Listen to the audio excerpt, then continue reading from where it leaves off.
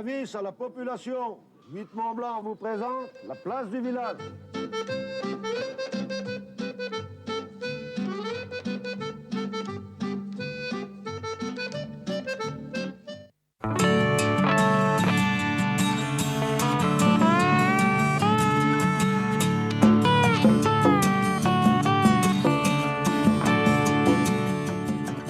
Bonjour à tous, la montagne est belle, on la parcourt souvent, on voit beaucoup d'animaux filmés bien sûr par Christian Rossa comme aujourd'hui. Émission consacrée aux petits oiseaux, mais pas qu'aux petits oiseaux, vous allez voir. Émission écosystème, émission environnement. Nous sommes pour débuter l'émission au lycée Lachenal. Et qu'est-ce qui se passe aujourd'hui, en cette fin mai 2014 ? C'est l'inauguration d'un refuge LPO, Ligue de la protection des oiseaux. On va en parler avec à mes côtés l'initiateur, c'est Arnaud. Et puis juste à côté de lui, il y a Nicolas qui s'y connaît dans les petits oiseaux de façon absolument incroyable. Arnaud, bonjour. Bonjour. Bonjour Nicolas. Bonjour. Alors c'est quoi cette belle idée que de dire on va créer un refuge Ligue de protection des oiseaux ici au lycée, on est bien établissement scolaire, Lachenal à Argonay? En fait, ça consiste à accepter une charte morale dans laquelle on s'engage à respecter au mieux la biodiversité. Donc on met plein d'actions en œuvre pour aider la biodiversité. Donc déjà les pesticides, les insecticides, tout est banni du lycée. Et ensuite après on installe des nichoirs, des abris à insectes, des jachères fleuries pour aider les oiseaux, les insectes à reprendre possession des lieux. Ils font partie d'une chaîne alimentaire et si on protège qu'un maillon de la chaîne, ça ne sert à rien. Il faut vraiment protéger la globalité de la chose. 8 hectares d'espace vert à Lachenal, c'est ça 8, un peu moins, 7,5.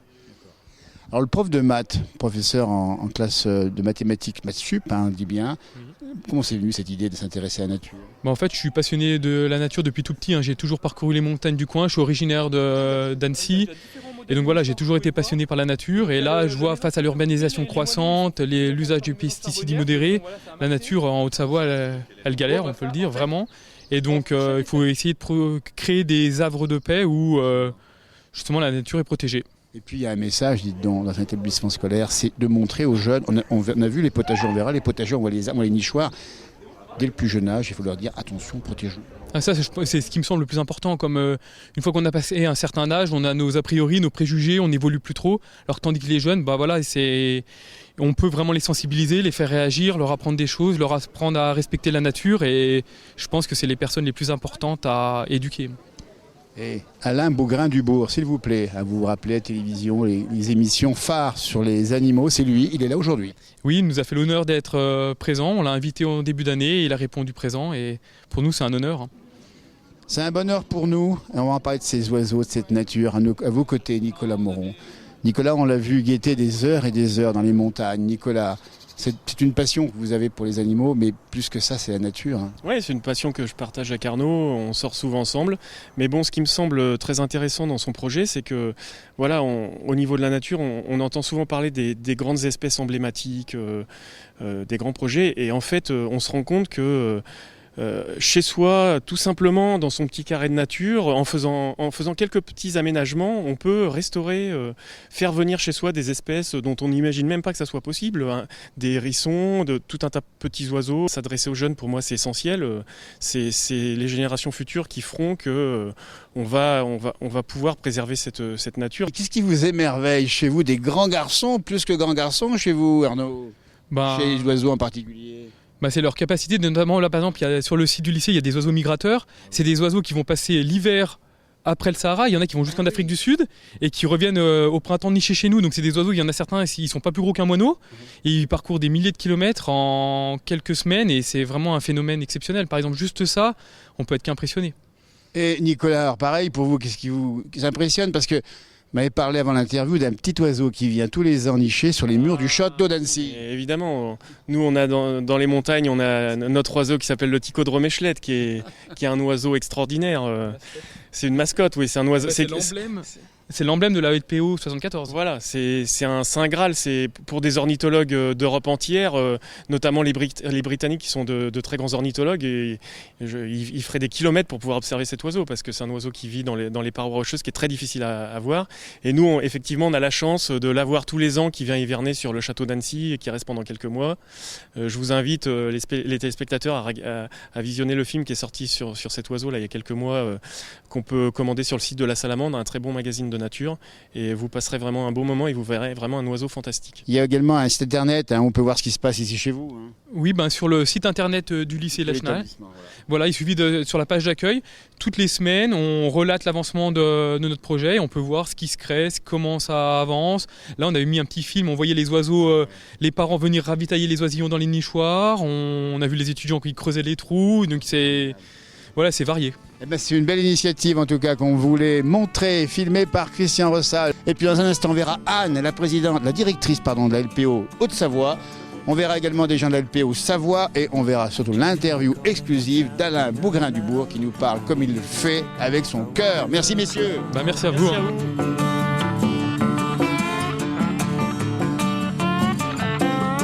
My back's against the wall, my feelings unshow.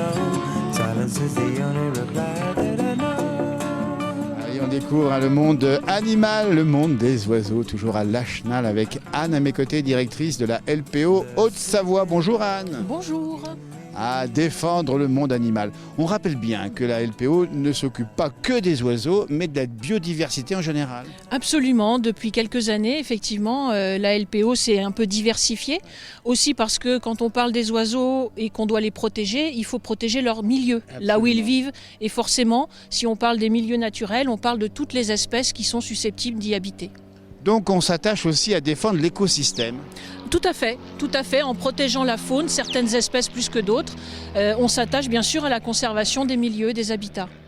Alors, on va voir dans un instant Alain Bougrain-Dubourg. Alors, c'est quand même un homme médiatique, je crois que c'est important de l'avoir à la présidence de la LPO nationale. Oui, c'est ça, voilà, depuis très longtemps maintenant, il saura mieux le dire que moi. Mais la LPO a 100 ans, 100 ans d'action pour la protection. 1912, voilà, on fêtait le centenaire il y a 2 ans. Et Alain Bougrain-Dubourg est président de longue date et n'a pas tari d'action et d'action coup de poing parfois, dans tous les sens du terme, pour défendre la nature. Et notamment les fameux oiseaux migrateurs contre les chasseurs. Oui, les tourterelles du Médoc, il en parlait encore ce midi, qui est un combat gagné aujourd'hui, puisque la chasse effectivement a cessé sur ce site de migration des tourterelles en Gironde. Anne Dejean, directrice de la LPO Haute-Savoie, parlez-nous de la Haute-Savoie. Parlez-nous de la milieu naturelle. Est-ce qu'il y a des menaces réelles? Qu'est-ce qui pèse contre cette biodiversité en Haute-Savoie? Alors oui, la LPO Haute-Savoie existe depuis 1995, donc on va bientôt fêter nos 20 ans, on vous reverra peut-être à cette occasion. Et les menaces en Haute-Savoie, elles sont simples, elles sont un peu les mêmes que partout, mais c'est vrai que notre département est très enclin à s'urbaniser de plus en plus, absolument. Et jusque dans les zones de montagne, particulièrement fragiles. Donc on reste très très vigilant à ce développement de l'urbanisme. Et on travaille aussi beaucoup de concert avec les collectivités dans le cadre de projets d'aménagement divers et variés où les collectivités nous sollicitent puisqu'on est aujourd'hui un acteur de la protection de l'environnement qui est connu et reconnu sur le département. Et donc on travaille vraiment avec les institutions, certaines entreprises également pour mieux prendre en compte la biodiversité dans le cadre des projets de développement touristique et urbain en général. Donc les stations pourraient menacer par exemple l'agopède alpin.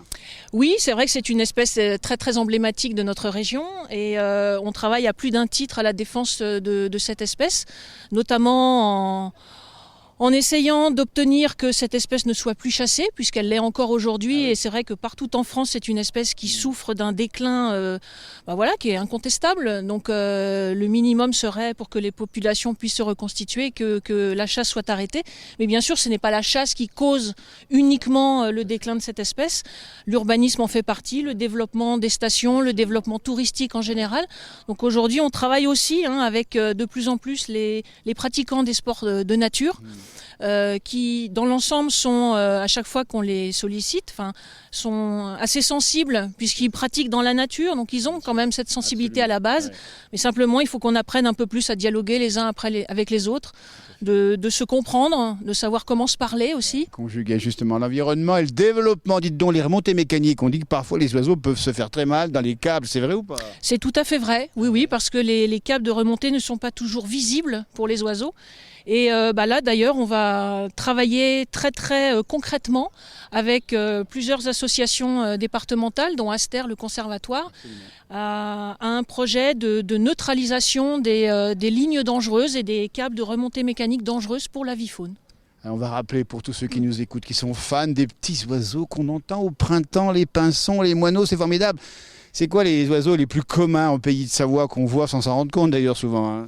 Ce sont les mésanges, les merles, rouge-gorge, tous ceux que vous avez dans les jardins, aux mangeoires en hiver, le verdier, les pinsons. Un mot encore, Anne, sur le fameux gypaète barbu réintroduit, on se rappelle, par le prince Aga Khan. Comment il va ? Il va pas trop mal. En Haute-Savoie, on a toujours 3 couples reproducteurs sur le département. Peut-être bientôt un 4e, on l'espère, mais on vous donnera des nouvelles le moment venu. Et surtout, il ne faut pas hésiter à consulter notre site internet où vous pouvez avoir aussi des nouvelles de ces espèces d'oiseaux au jour le jour et également trouver tout un programme de sorties que l'on organise avec nos bénévoles les week-ends pour découvrir la faune de Haute-Savoie. Donnez-nous le nom du site que vous irez visiter tout de suite après l'émission. LPO Haute-Savoie, tout simplement. Voilà. Est-ce qu'on verra des oiseaux en photo ?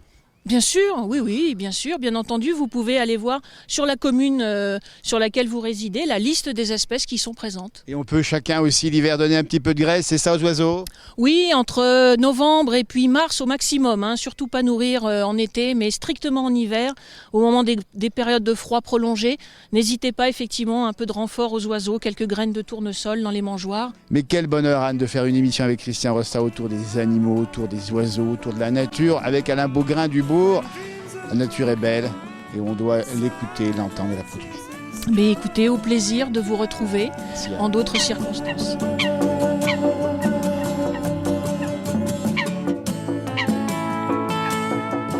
Invité d'honneur ici à Lachenal, on rappelle à Argonnet, Alain Beaugrain du Bourg. Alors vous connaissez bien sûr l'homme qui défend les oiseaux et aussi la nature, ses coups de gueule et bien sûr ses émissions de télévision. Il est à mes côtés. Bonjour Alain. Bonjour. Quel bonheur de vous voir. C'est sympa. Ouais. La place du village qu'on fait, il faut l'expliquer. Christian Rossa aime montrer les animaux. On a le sentiment qu'ils sont assez heureux chez nous, mais c'est pas le cas partout. Non, il y a des endroits où effectivement la biodiversité, c'est-à-dire le vivant qui nous entoure, est agressé parce qu'il y a des constructions, des aménagements, parce qu'il y a des chasses abusives, parce qu'il y a des pollutions multiples, parce qu'il y a des pesticides, parce qu'il y a le réchauffement, enfin plein de raisons qui font qu'aujourd'hui, malheureusement, on le voit bien scientifiquement, les espèces de batraciens, de mammifères, d'oiseaux sont en déclin. Et nous, notre job, c'est de leur donner une chance de survie et c'est l'intérêt de l'homme. C'est pas seulement pour se dire « Ah, on aime bien regarder les petits oiseaux ». Non, on pense vraiment à l'avenir de l'homme. On ne peut pas s'exonérer du vivant qui nous entoure. On en a besoin pour vivre. Voilà le message. Mais ce combat-là, il est gagné ou pas ? On espère qu'il va l'être, sinon on ne se battrait pas, mais on est dans une course contre la montre. C'est-à-dire que les agressions à la nature sont extrêmement puissantes, extrêmement violentes, et le temps de résilience, comment la nature peut se réparer, il lui faut un peu de temps. Alors c'est une course contre la montre, et pour tout vous dire, en étant ici, au cœur du futur des jeunes, c'est-à-dire dans l'éducation, ça me donne l'espoir, parce que là, il y a des gens admirables, il y a une passion partagée avec les anciens, avec ceux qui ont de l'expérience, avec ceux qui sont un peu curieux, qui d'un seul coup vont découvrir ça et qui deviennent des biodives acteurs. Voilà, c'est le nouvel engagement de la LPO. Un mot, dites donc, Alain Beaugrain du Bourg, la faune, la flore de montagne est peut-être plus sensible, plus fragile encore ?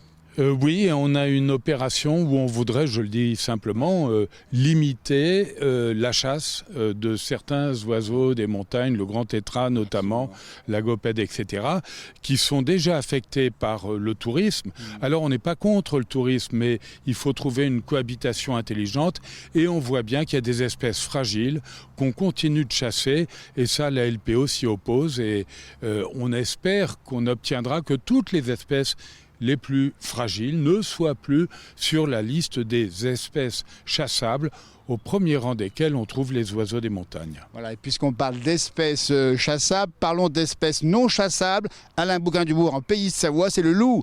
Le loup qui vient manger les petits moutons, c'est terrible. Quel est votre point de vue là-dessus ? Écoutez, il faut de la place pour tout le monde. Et on travaille avec des bergers qui ont été capables de nous écouter, de nous entendre, qui sont agressés, qui ont un problème. Mais on a des solutions, des possibilités, avant d'en arriver à l'extrême, c'est-à-dire abattre un loup qui pose problème, dès lors qu'on l'a identifié. Ce que je constate, c'est qu'on ne fait pas ça. Actuellement, il y a un loup dans le coin, où il est, on va le zinguer. Hein, et puis après, on voit pour les bergers. Ben non, c'est pas la bonne méthode. Si on veut être dans le durable, il faut avoir une logique de gestion, une rationalité. Et croyez-le bien, on est à côté des bergers qui font un travail admirable pour la préservation de la biodiversité, mais on est également aux côtés du loup. Et je ne veux pas que ce soit le blaireau de service, c'est-à-dire qu'on le flingue dès qu'on le voit. Voilà. Dernière question, on entend les petits oiseaux qui gazouillent au printemps. Mais quelle saison formidable! Et vous qui avez commencé à être admiratif des animaux depuis le plus jeune âge, vous êtes encore un enfant aujourd'hui. Ah, c'est gentil de le dire, oui, parce que je suis encore émerveillé. Et je dis sans démagogie qu'en étant dans cette région, dans ce lycée, où il y a vraiment tant d'activité, d'enthousiasme, eh ben moi je suis émerveillé et c'est mon énergie, c'est comme ça que je fonctionne. Il y a des moments où on a envie de baisser les bras parce que franchement il y a de la connerie sur terre et puis il y a des moments où on voit des gens admirables et on se dit on n'a pas le droit de tourner le dos au combat qui doit s'engager. Alors on continue. Voilà, je suis venu chercher ma bouffée d'oxygène, pas seulement parce qu'on est en altitude, parce que c'est là qu'on en trouve de moins en moins, mais parce qu'il y a des gens qui font quelque chose de formidable. Et on a reçu une bouffée d'oxygène de votre propos à la Bougrain-Dubourg. Un grand merci. La place du village sur 8 Mont-Blanc, c'est de défendre la nature, les animaux, l'écosystème. Et votre message nous va droit au cœur. Et à Christian Rossa à la caméra qui magnifie les animaux. Merci beaucoup. Bravo à tous et merci. Merci.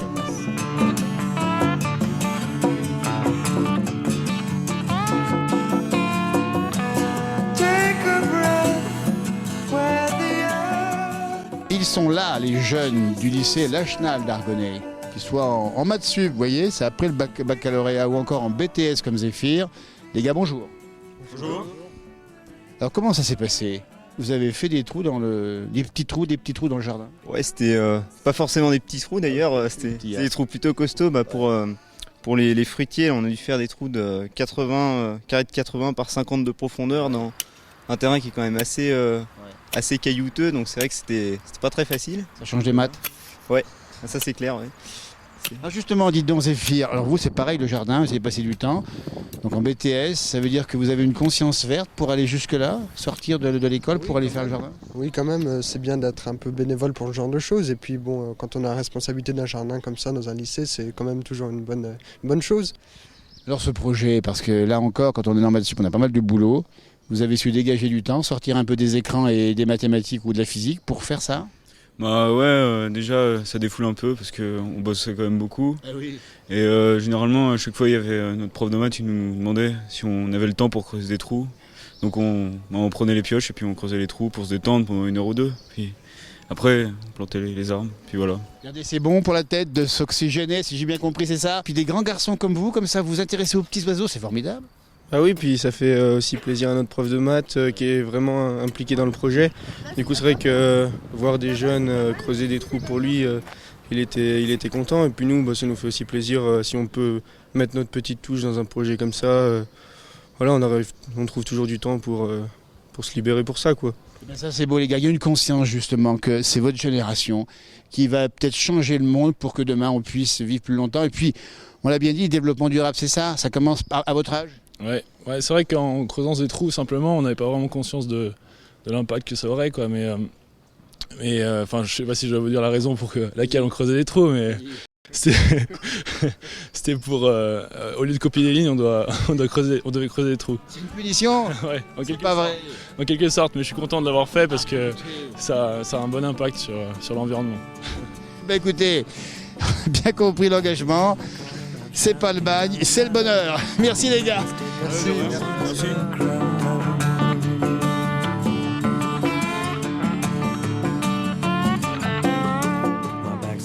Ah, le monde des oiseaux comme on l'aime ici, au lycée Lachenal à Argonay.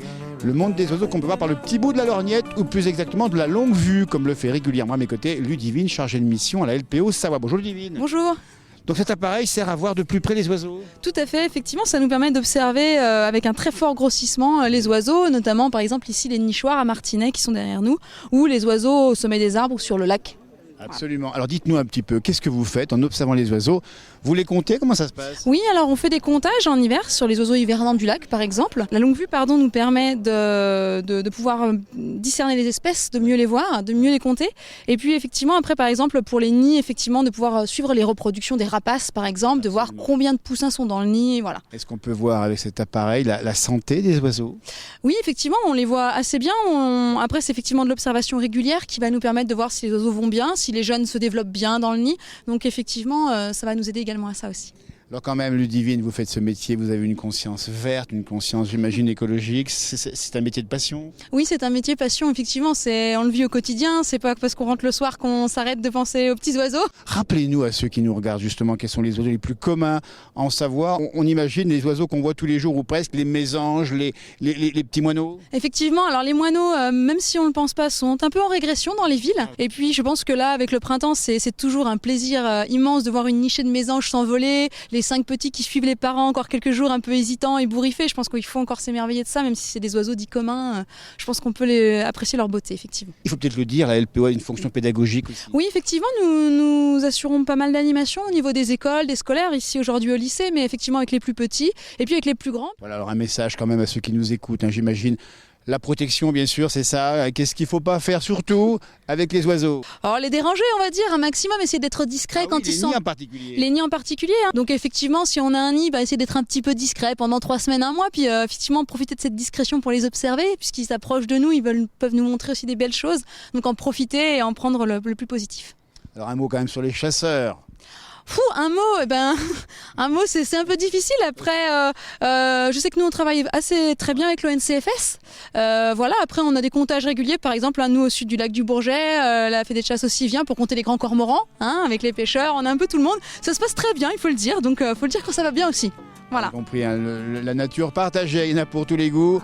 Avec ce respect au final, et merci de ce beau sourire justement qui montre tout votre engagement pour préserver la nature en général. Merci Ludivine qui habite à la Ravoire du côté de Chambéry. Oui, du côté de Chambéry. Merci beaucoup.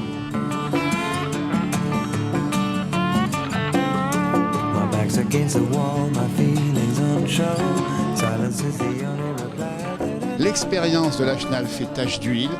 On en aura bientôt également au lycée de l'Albanais à Rumilly. Norbert, on aura ça aussi un peu comme à la Chenal? Tout à fait. Et puis, il y a une ressemblance au niveau création de nichoirs qu'on va avoir à faire. Et puis, donc, on a planté aussi des arbres fruitiers, des anciennes espèces, dont je fais partie de Crezon et Carmagnole. Les fameux croisons qu'on connaît du côté de Boussier d'ailleurs. Tout à fait, et on est une sous-filiale des croqueurs de pommes et on fait des manifestations dans l'année, voilà. Et parallèlement à ça, on a les délégués là qui, je laisse la parole d'ailleurs. Éco-délégué au lycée de l'Albanais. Mais avant les délégués, le professeur à mes côtés, prof de sciences naturelles, Vincent. Ça veut dire que c'est une bonne façon de faire de la pédagogie, de dire la nature, voilà comme ça fonctionne, et on la voit sous les yeux. Voilà, donc on vient aujourd'hui pour prendre quelques idées, pour nous aussi dans notre lycée améliorer un petit peu la biodiversité, donc essayer de trouver quelques pistes, que ce soit pour attirer un petit peu les oiseaux, comme ils l'ont très bien fait ici, ou pourquoi pas les hérissons, les crapauds, voilà. Donc il y aura des crapauds et des hérissons au lycée d'Albanais, c'est ça? Mais on espère, on espère. J'ai déjà vu un triton dans la zone verte de notre lycée. Ouais. On a 1,5 hectare de pelouse. Et puis les constructions des nichoirs aident aussi à essayer de manger les pucerons sur les arbres fruitiers. D'où l'intérêt de venir de se renseigner. Et puis d'autre part, parallèlement avec Marie-Claire. Marie-Claire, infirmière de l'établissement de l'Albanais. Marie-Claire, ça veut dire que quand la nature rentre dans l'établissement, les ailes sont plus calmes? Oui, tout à fait. En fait, on a essayé de créer ce qu'on appelle un peu un jardin du bien-être. Et c'est un petit potager. On est un peu plus modeste que le lycée d'Argonay. Mais on a essayé de mettre diverses plantes. Et puis dernièrement également, on a planté des rosiers. Parce qu'on avait un forum autour de la sexualité. On a planté des rosiers qu'on appelle ruban rouge. Et il y a une petite somme qui a été déléguée pour le SIDAction. Donc, par exemple, ces jeunes filles ont planté également des rosiers. Et puis, donc nous, on est venus ici pour essayer de prendre des idées et puis que ça prenne un peu plus d'ampleur au niveau du lycée. Les éco-délégués du lycée de l'Albanais en seconde, on le dit bien ici. C'est quoi votre job, éco-délégué? C'est faire respecter la nature, la biodiversité, tout en restant proche de l'homme. Alors comment ça se passe en classe concrètement? On incite des fois d'autres élèves à venir participer à des actions banales, on va dire, autour de la nature, et c'est super, moi je trouve. Ça c'est super sympa que des jeunes s'investissent comme ça. Comment ils perçoivent tes camarades de classe par rapport à l'environnement, à la nature? Ils sont comment? Ils sont intéressés ou un petit peu différents? Intéressés, certains ils s'en fichent un peu, mais c'est quand même important de préserver ces natures pour nous plus tard. Absolument. Parce que c'est l'âge des écrans encore un petit peu, c'est ça non maintenant? Un petit peu. Alors sortez de vos écrans, dites-le à vos camarades, de la nature. Moi je pense que c'est bien de participer à des projets comme ça. Et puis c'est vrai que le message est pour les jeunes aussi, c'est important, parce que c'est sur vous qu'on compte pour sauver la planète de demain, comme nous l'a bien dit tout à l'heure Alain Bougrain-Dubourg, c'est ça hein? Oui, et puis franchement, c'est super moi je trouve, parce que ça permet d'apprendre plein de choses et c'est super intéressant. Peut-être qu'un jour il y aura un métier dans l'environnement pour vous, vos camarades. En tout cas moi j'espère en faire partie parce que ça m'intéresse beaucoup et voilà. La place du village, on a garde champêtre déjà. C'est une façon de montrer un peu la nature. Merci, le lycée de l'Albanais à Rumilly. Merci beaucoup.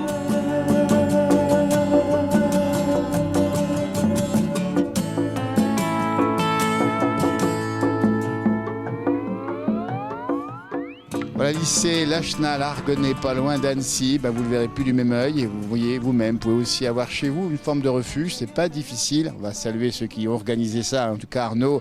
Et bien sûr les collègues et bien sûr les élèves du lycée Lachenal. Il y a un mot de la fin qu'on pourrait donner comme ça dans cette émission? On pourrait citer une citation de Saint-Exupéry. On n'hérite pas de la terre de nos parents, on l'emprunte à nos enfants. Et donc ça, il faut bien y réfléchir, je pense, c'est très important. Et vous avez entendu ça veut dire qu'il faut laisser propre ce qu'on a eu, nous, reçu. C'est ça Nicolas? Oui, et puis je voudrais réinsister sur le fait que effectivement tout le monde peut faire un petit refuge LPO chez lui. Il y a tous les outils pour faire ça. On peut s'adresser à l'LPO 74, avoir des ressources sur internet, ne pas hésiter. Comme disait Alain Bougrain-Dubourg, le plus petit refuge LPO fait 4 mètres carrés. C'est un balcon où il y a juste un petit nichoir pour une mésange. Voilà, c'est un début de nature et ça part de ces petites initiatives. Écoutez, c'est ça, l'œcuménisme de la nature partagé par tous. Merci à Christian Rossa une fois de plus qui fait. Écoutez, allez cette image avec Christian Rossa, même les bourdons aiment se faire filmer par Christian Rossa. On voit ici qui est du côté d'un lac de montagne. On termine cette image comme ça Christian. Merci à vous et à bientôt. Et à très bientôt pour des rencontres naturalistes.